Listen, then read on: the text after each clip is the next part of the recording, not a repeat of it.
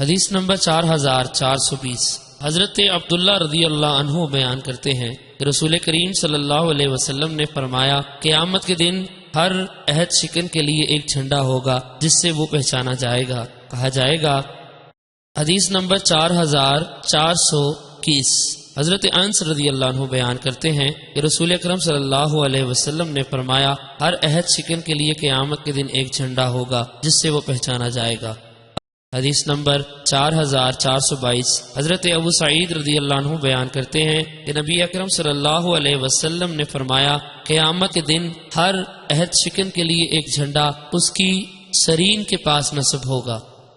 حدیث نمبر 4423 حضرت ابو سعید رضی اللہ عنہ سے مروی ہے، فرماتے ہیں رسول اکرم صلی اللہ علیہ وسلم نے فرمایا قیامت کے دن ہر عہد شکن کے لیے ایک جھنڈا اس کی عہد شکنی کے حساب سے بلند کیا جائے گا، اور امیر مملکت سے بڑھ کر کسی کی عہد شکنی نہیں ہوتی۔